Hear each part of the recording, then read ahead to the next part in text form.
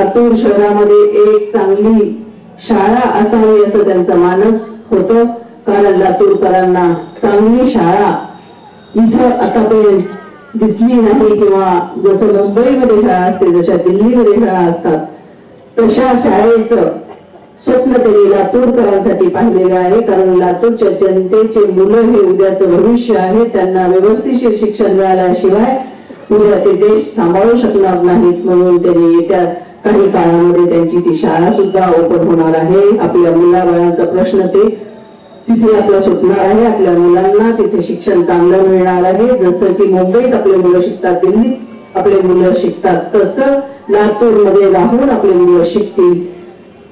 त्याच्यासाठी त्यांनी शाळा चालू केलेली आहे. येत्या जून मध्ये त्याचं ऍडमिशन पण चालू होईल. त्यामुळे आपल्या मुलाबाळांचा प्रश्न इथं सुटल्या गेलेला आहे असं मी म्हणलं तर वावं ठरणार नाही. आपल्याला